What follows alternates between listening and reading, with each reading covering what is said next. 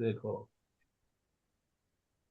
तो हम लोग अर्थशास्त्र में M1 जो है, M1 क्या माना जाता है? मुद्रा का सबसे सरल पैमाना ना माना जाता है। तो मुद्रा का जी। सरल जी। सरल पैमाना यानी कि M1 का मतलब क्या होगा? करेंसी और जमा। Plus D. करेंसी प्लस अंग्रेजी जमा। ज्यादा प्लस अच्छा डी। रहेगा। C का मतलब करेंसी। जी। तो कौन सा? करेंसी। और D का मतलब digital deposit. Currency. Deposit. Deposit. यानी ये डिपॉजिट। डिपॉजिट हो गया, डिपॉजिट भी हो गया। जी। देखो, ये तो और डिपॉजिट डिजिटल हो भी गया हो और गया। ये डिजिटल वाला हो गया। डिपॉजिट होते ही वो हम्म। डिजिटल में ना बदल जाता है। जी। जी सर। तो तुमसे कोई पूछेगा कि M1 का मतलब क्या होगा, तुम सीधा सीधा क्या बोलेगी? सी C+D। Plus D. डी। वो अब बोलेगा कैश, C क्या है? तो बोलना वो तो कैश हो गया। और यहाँ हम्म। डिपॉजिट क्या हो गया? ये हो गया। अच्छा, और एक चीज, डिजिटल। करेंसी जीरो का मतलब क्या होता है? तो करेंसी जीरो का मतलब होता है कि तुम अपना सारा कैश पैसा, तुम बैंक अपना, को दे दिए। हाँ, सारा पैसा बैंक को दे दी। बैंक को दे दिए। बैंक को दी। तो बैंक को दी तो तेरा करेंसी जीरो हो गया। तो करेंसी भले जीरो हो गया, लेकिन तेरा डिपॉजिट तो आ रहा है। डिपॉजिट तो है। और हाँ डिपॉजिट जी। डिपॉजिट है। डिपॉजिट वाला हो गया तेरा डिजिटल करेंसी। कौन सा हो गया? डिजिटल। डिजिटल डिजिटल कर। करेंसी। करेंसी। अच्छा, तो एक चीज बताओ कि मान लो रासमनी, तुम अपना 100 रुपया जो है, 100 रुपया किसको दे दी? बैंक को दे दी है। तो बैंक को दे दी हाँ। है, तो अब हम M1 पूछेंगे कि रासमनी के पास M1 कितना है। तो देखो, रासमनी के पास में M1 में करेंसी तो बैंक को दे दी, तो कुछ भी नहीं है, तो यहाँ पे क्या डाल देंगे? जीरो हो जीरो। गया। लेकिन जीरो। जीरो। बैंक को जमा तो की है ना 100 रुपया।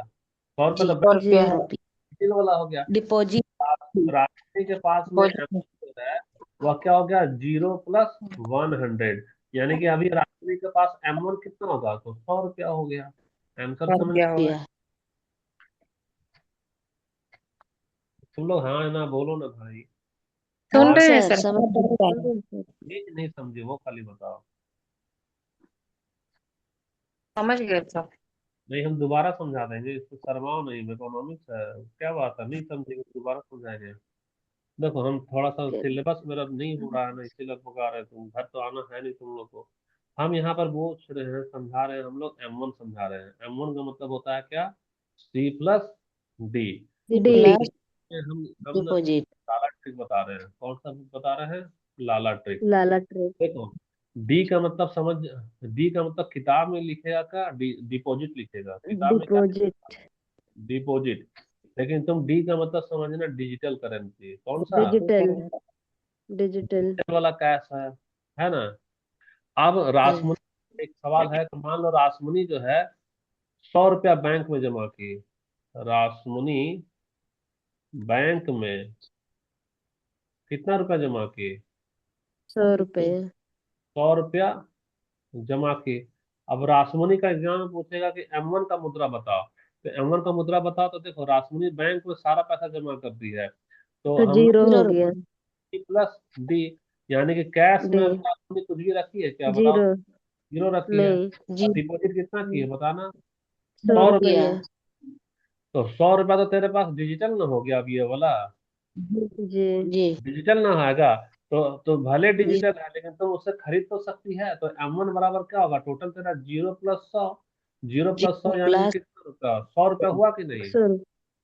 हुआ सर। का M1 का वैल्यू क्या निकलेगा? 100 रुपया निकल गया। सौ 100। रुपये। अच्छा, सौ ये तो रुपया। रायमुनी का नाम ले लिया। अब चलो रायमुनी का भी नाम ले लिया। रायमुनी का नाम के लिए यहाँ पे इसको ऐसे जाओ।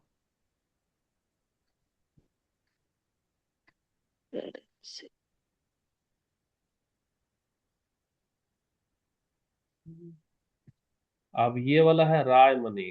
कौन है ये?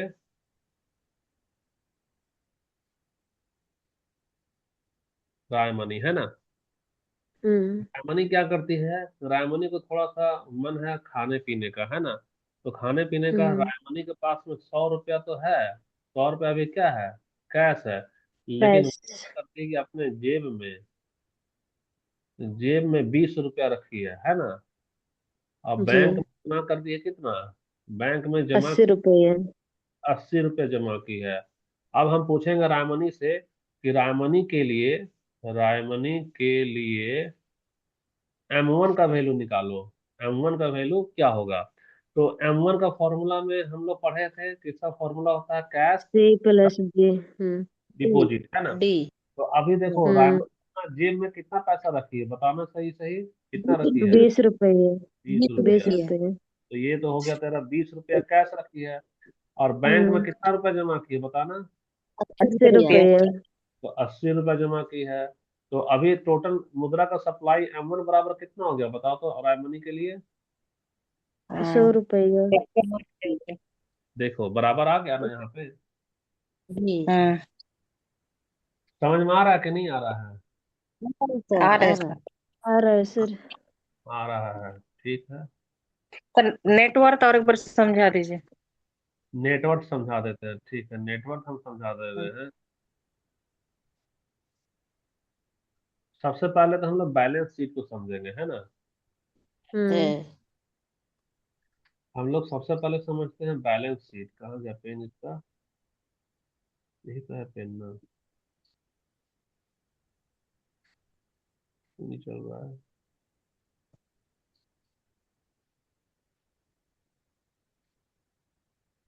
Balance sheet. बैलेंस शीट हमेशा क्या होना चाहिए बता सकती हो?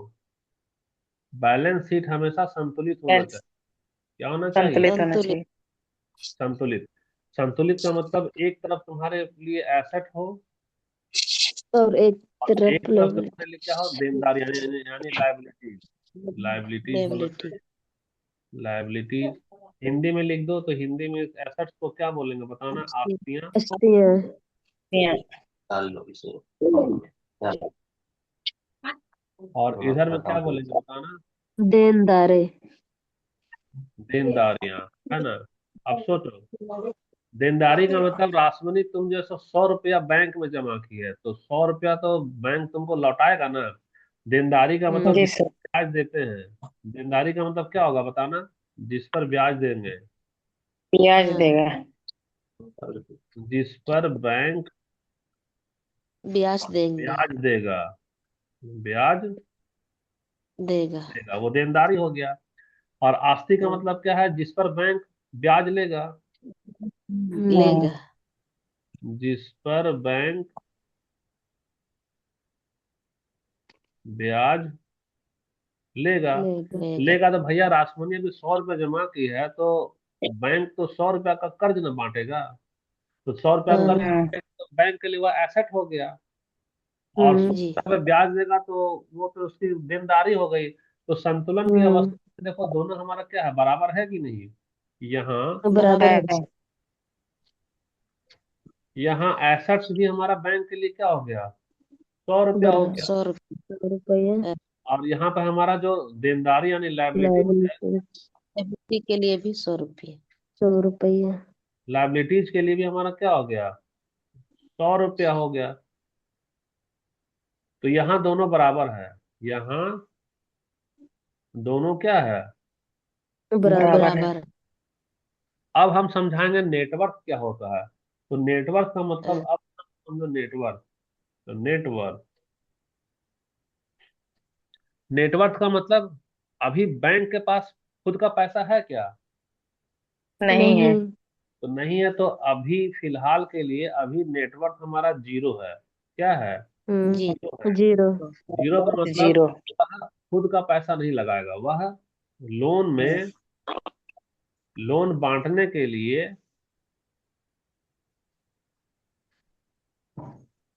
खुद का पैसा नहीं लगाएगा। खुद का पैसा नहीं पैसा लगाएगा। नहीं लगाएगा। लेकिन अब होगा क्या सोचो। बैंक यहाँ पे तुमको ब्याज दे रहा है। तो बैंक ब्याज कितना देगा? 6% ना, यानी कि 6 रुपया ब्याज हाँ। दिया। तो बैंक तो तुमको ब्याज दिया 6 रुपया। लेकिन जिस पर हाँ। बैंक ब्याज लेगा यानी कि वह लोन बांटेगा। वह क्या बांटेगा? हाँ। लोन। लोन बन। लोन बांटेगा, है ना। तो लोन बांटेगा तो लोन तो बांटा 100 रुपया। अब देखो लोन हाँ। खरीदने के 16%, 20% लेता है, यानी कि 16 रुपया अब क्या ले रहा है बता सकती हो? ब्याज। ब्याज ले रहा है। तो ब्याज लिया ना 16 रुपया। जी। हम्म हाँ। ब्याज ले रहा 16 रुपया। तो इस 16 रुपया को ना थोड़ा सा हम लोग और हल्का सा डिवाइड करेंगे तो यह 16 रुपया दो भाग में बंट जाएगा। पहला वाला भाग जो है वह 6 रुपया मिलेगा, और 6 रुपया कहाँ चला जाएगा, जो कि ब्याज उसको देना था। ब्याज उसको क्या करना था, हाँ। हम्म। देना था। देना था। एक्स्ट्रा अच्छा। वाला जो 10 रुपया जो बच रहा है, तो अब यह 10 रुपया हम्म। हाँ। जानते हैं क्या कहलाएगा, अब इसका नेटवर्थ कहलाएगा। क्या कहलाएगा, नेटवर्क। नेट। कि अब उसके पास 10 रुपया एक्स्ट्रा न हो गया, कमा लिया। तो हाँ। हाँ। कमा लिया तो अब जब कर्ज बांट दिया तब उसका नेटवर्थ क्या हो गया, बढ़ गया। नेटवर्थ क्या हो गया बताना। बढ़ गया। बढ़। यही वजह है कि तुम्हारे हस्बैंड ने लोन बांटने का टारगेट रखते होंगे, समझी रायमनी रासमनी। बैंक वाले को टारगेट दिया जाता है कि लोन बांटो, लोन लोन बांटो का मतलब है कि वो अपना नेटवर्क बढ़ा दस रहे हैं। चला काम है सर। हाँ, इसीलिए हाँ, दस इसीलिए रुपया मिल। 10 रुपया मिल रहा है। तो कोई बैंक वाला जाओगे ना, तुमको मैसेज करेगा आजकल कि आइए आपके लिए 3 लाख का लोन तैयार रखे हैं, आप लोन लीजिए, लोन लीजिए भाई। लोन लेना नहीं है, वो तो नेटवर्क अपना बढ़ा रहा है। आप समझ में आया कि नहीं आया। हम्म। जी हाँ। सर। हाँ? पीपीटी भी बहुत मेहनत से बनाए हैं और बहुत मेहनत से तुम लोग को समझा रहे हैं। क्लास ऑनलाइन होता है तो टाइम ज्यादा लगता है समझाने में। तो ये वाला पीपीटी समझ में आया कि नहीं आया तुम लोग को। आ गया सर। सर। आ गया जी पीपीटी। हाँ। आगे बढ़ी। आगे बढ़े। जी जी। सर। ठीक है। अब जब आगे बढ़ रहे हैं तो आगे वाला में देखो, यहाँ थोड़ा सा इसको स्क्रीन को ऐसा कर लेते हैं। अब देखो यहाँ पे है, थोड़ा सा ऐसे दूसरा कलर चेंज करना पड़ेगा। देखो, भले ही फर्नांडिस ने 100 रुपया बैंक को दिया, है ना, फर्नांडिस दे दिया 100 रुपया बैंक को, तो कैश तो जीरो हो गया फर्नांडिस का, लेकिन डिजिटल कैश तो आ गया हम्म। मोबाइल में। आ गया। तो और। आ गया तो अर्थव्यवस्था जो है, अर्थव्यवस्था में क्या किया ना कि उसका नगद वो रुपया को बैंक अपने पास रख लिया, और उसको हम्म। डिजिटल करेंसी दे दिया, 100 रुपया को मुद्रा दे दिया। तो वही 100 रुपया का जो मुद्रा है उसी से वह क्या करता है, लेना देना करता है। कैसे लेना देना करता है, जी। वह देखो यहाँ पे गूगल पे कर दिया, गूगल पे कर दिया ना। हम्म। तो गूगल पे कर दिया। हाँ। देखो यहाँ से सबसे पहले ये वाला देखो, सबसे पहले फर्नांडिस आया, बोला मेरे पास सौ हम्म। रुपया है। तो बैंक बोला आओ जी। बाबू तुम 100 रुपया हमारे यहाँ हाँ, जमा कर दो। तो 100 रुपया तो जमा जी। कर दिया। आप सोचो, बैंक खुद भिखारी था शुरुआत में, जब बैंक बन रहा था खुद का पैसा रखा था क्या, नहीं ना रखा था। नहीं। तो ये लालच दिया कस्टमर को कि आप अकाउंट खुलाइए, 100 रुपया जमा कीजिए। जैसे ही बैंक वाला जमा किया 100 रुपया, तो बैंक माला माल हो हम्म। गया, क्योंकि 100 रुपया का वह मालिक हो गया। और ना ये जो हाँ। फर्नांडिस है, फर्नांडिस से 100 छीन लिया है, तो कहीं फर्नांडिस रोने न लग जाए। तो फर्नांडिस को बोला बाबू तुम मत रो, तुमको हमें एक डिजिटल करेंसी देते हैं। तो उसका खाता में आंकड़ा खाली लिखता है, देखो नोट देता है क्या, खाली लिख देगा वन नहीं। जीरो 100 टाइप कर देगा। अब बोलेगा देखो तेरा एक छोटू सा मोबाइल है, उसको चेक कर लो 100 रुपया आ गया। तो देखो 100 रुपया यानी नगद वह नहीं दिया है, वह क्या दिया, डिजिटल मुद्रा दिया है। और डिजिटल मुद्रा। हाँ। मुद्रा तो मालूम है कि डिजिटल मुद्रा से एक दुकान से लेना देना करेगा तो वो उसको दे ही देगा। यानी अर्थव्यवस्था में फर्नांडिस को डिजिटल मुद्रा दे दिया, और असल वाला जो सोना था यानी जो कैश था उसको बैंक रख लिया। और बैंक रख करके उसको क्या करेगा मालूम है, ब्याज में लगाएगा, कर्ज बांटेगा, हाँ ब्याज। और उसी हम्म। ब्याज से फिर से वापस ब्याज कमाएगा। देखना थोड़ा सा इसको बड़ा करना पड़ेगा। हाँ। और दिखाई दे रहा है सर। फिर भी उतना मेहनत से बनाए तो थोड़ा और मेहनत कर ले। जी। अब देखो,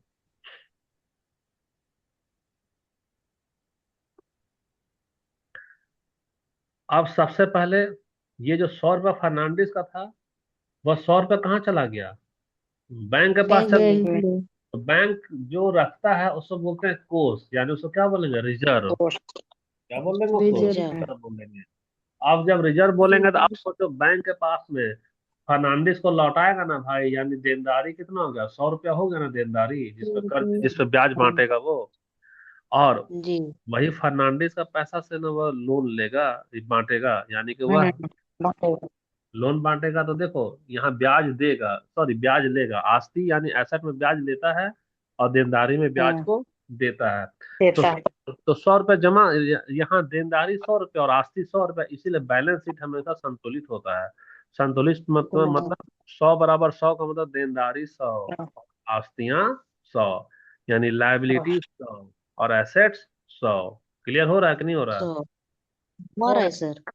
अच्छा, जब हो रहा है तो देखो यहाँ पे, अब इससे क्या होता है, इससे भारत में अर्थव्यवस्था क्या है, ऊपर की ओर जा रही है, दिखाई दे रहा है यहाँ पे ऊपर की ओर। यानी कि धीरे धीरे हाँ। अर्थव्यवस्था छोटी से बड़ी, बड़ी से और बड़ी और बड़ी बड़ी से जा और रही है, बड़ी। और बड़ी यहाँ अर्थव्यवस्था हमारी होती जा रही है। रुक जा भाई, इसको थोड़ा सा। तो बैलेंस शीट वाला क्यों होता है, कोई भी पूछेगा तो बता देना कि हमेशा बैलेंस शीट जो है वह संतुलित होता है। जितना ज्यादा लायबिलिटी रहेगा, फिर उतना ही अंतरराष्ट्रीय ज्यादा हमारा क्या होगा, एसेट्स होगा। और यहाँ पे शुरुआत में नेटवर्क क्या दिखाया जाता है, जीरो दिखाया जाता है। जीरो का जीरो। मतलब है कि अभी जब भी तुम बैंक खोलोगी तो खुद का पैसा ब्याज में नहीं लगाओगी, तुम जनता का पैसा ही ब्याज में लगाओगी। अच्छा, कुछ और चीज यहाँ पे हमारा छूट रहा है।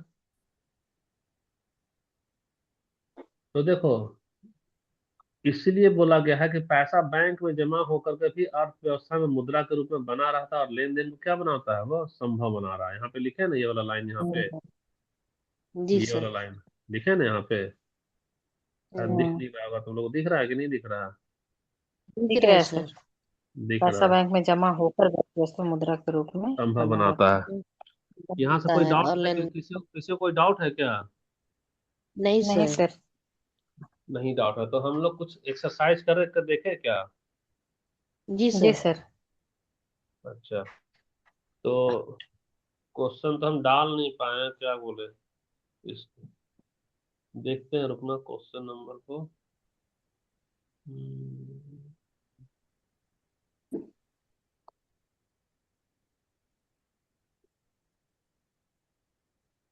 रुको एक मिनट।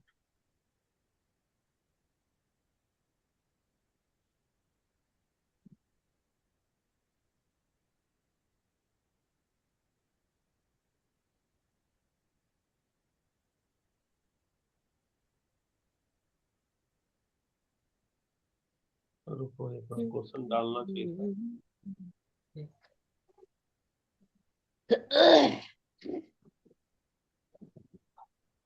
इसी में क्या दिखाई दे रहा है, बता सकती हो? ABCD करके है सर, क्या क्वेश्चन है? बैंक की बैलेंस शीट के संदर्भ में निम्नलिखित पर विचार कीजिए। बहुत छोटा हो जमा गया क्या क्वेश्चन? नहीं सर, ठीक ही है। ठीक है सर। बैंक के पास रखे गए रिजर्व बैंक की हस्तियां है, जमा मुद्रा आपूर्ति हिस्सा है।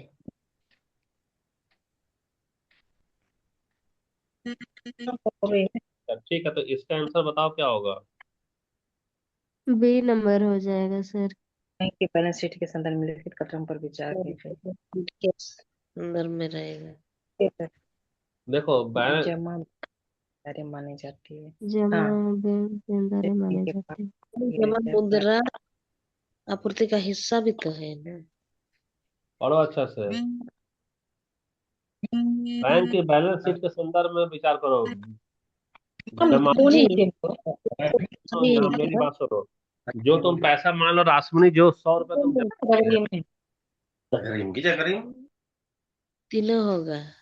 सुनो, 100 रुपया अगर तुम जमा की है, 100 रुपया हाँ, हम्म। जमा करने पर वह देनदारी होता है कि नहीं, बताना। होता है हम्म। सर। बैंक के लिए क्या होगा, देनदारी ना होगा। हाँ, यानी ये तो सही है। जी हम्म। दूसरा देखो, केंद्रीय बैंक के पास रखे गए रिजर्व बैंक की आस्तियां हैं, ठीक है। अब 100 रुपये जो जो ये तुम भी जमा सही है। करोगे ना, तो 100 रुपया में ना स्टेट बैंक क्या करेगा, मान लो एसबीआई क्या करेगा कि अपने पास 80 रुपया रखता है और ना 20 रुपया क्या कर देता है, रिजर्व बैंक को जमा कर देता है। 20 रुपया अच्छा हाँ, लेके जब हमारा संपत्ति डूब जाएगा तो मदद करना। तो भाई 20 रुपया जो जमा किया है, हम्म। इस पर हक किसका है, बताना। हक तो एसबीआई का ना है। तो जिसका हक जी है जी उसको तो 80 बोलते हैं, यानी ये वाला भी तो हमारे लिए सही है। ये वाला भी सही तो है जी सही है ये भी हमारे लिए हाँ सही है। सही हो गया। अच्छा, बैंक में जो जमा करते हैं मुद्रा, वह आपूर्ति का हिस्सा कैसे है? क्योंकि वही आपूर्ति के रूप में हम लोग M1 के रूप में हम लोग क्या देते हैं, करेंसी प्लस डिजिटल जी देते हैं। जी प्लस जी देखो ना सर तीनों तीनों तो तीनों जब सही लग रहा है तो अब बताओ ऑप्शन में क्या क्या हो सकता है, अब बताओ सही में। 1 2 3 1 2 3 ये नंबर होगा 1 2 3 नंबर बोलो।